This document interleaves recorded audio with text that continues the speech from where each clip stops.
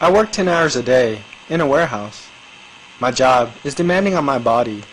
Those big boxes get heavy after a while. On weekends, when the weather is nice, I enjoy riding my bike to relax. Sometimes as I ride, fond memories come to visit.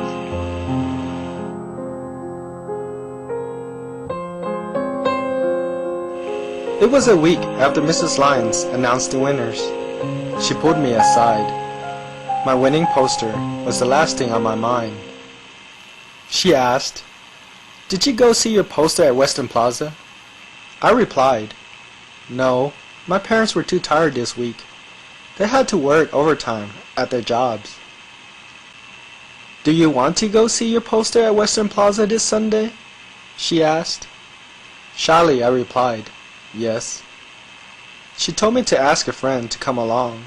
I asked my best friend, Wang Din, if he would like to go with me, but he couldn't come because it was on a Sunday. Wang was a dedicated Catholic, and he had to go to church on Sundays. Then I asked Hatsakorn, since he did come to my rescue by giving me half of his poster paper. Without the poster paper, I wouldn't have an opportunity to enter the contest. Happily, Hatsakorn said yes. Mrs. Lyons picked us up and took us to Western Plaza. Western Plaza was a big shopping center in Amarillo, Texas. We looked at my poster. I still didn't know why I'd won. Afterwards, we roamed around the shopping center and found ourselves at a toy store. Mrs. Lyons offered to buy us each a toy. I found me a Gobot that I always wanted. It was Cop-Tur. I held it in the air and showed it to Mrs. Lyons. Mrs. Lyons smiled at me and asked, "Is that the robot you want?" I replied, "Yes, he's my favorite Gobot." I told her how much I liked it. The illustration on the container was so cool looking. I was excited. Hatsakorn chose Turbo. Gobots were popular robot toys. They were robots that transformed into vehicles. They were very much like the Transformers of today. Then I saw a Munchichi. My little brother loved Munchichis. I went to put back my Gobot and took the Munchichi instead. Mrs. Lyons saw what I did. She was curious of why I chose the Munchichi. I told her that my little brother loved Munchichis. I wanted to get it for him. She thought it was considerate of me. She told me to get both of them. I was very reluctant to get both. My parents were very practical people. They rarely bought us toys, so I felt that they were expensive. Mrs. Lyons insisted that I take both of the toys. I remember my parents telling me to respect my elders, so I didn't really want to make a fuss. I was grateful because I really wanted Cop-Tur.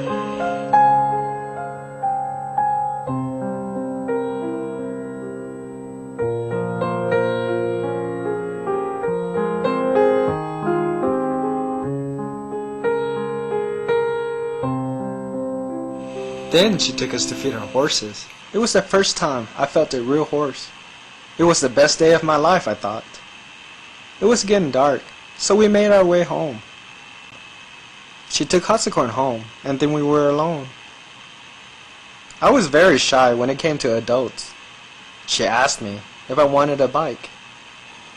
I said softly, "Yes." She said, "Young, if you maintain the grades that you have now for the rest of the school year, I will give you a bike." I felt so blessed. I was floating on air. I really didn't believe my ears. I said thank you and ran inside my house to tell my family what a wonderful day I had. I gave my little brother the Munchichi. He was so happy. I wrapped my arm around his shoulder. He smiled.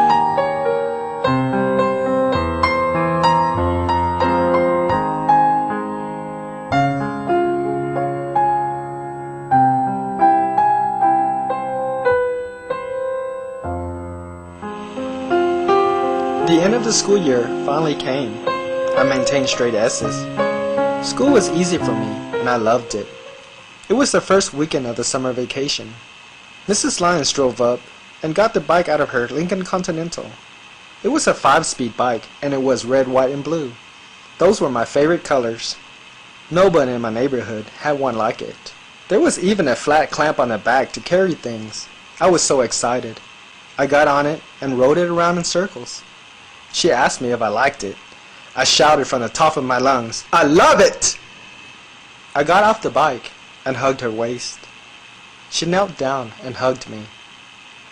I felt how it would feel if my grandmother was hugging me. The only things I knew about my grandmother were from the letters my mother read and the black and white pictures from Vietnam.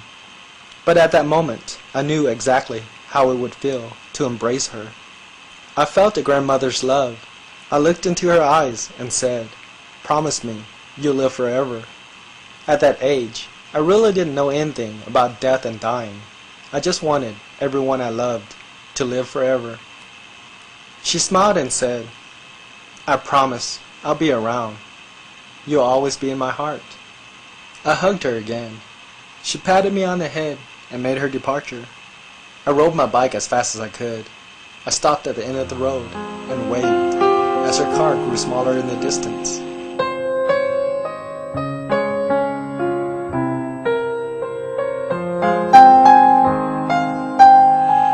I might love riding my bike, but usually I'm not too graceful on it. In a matter of fact, I'm quite clumsy.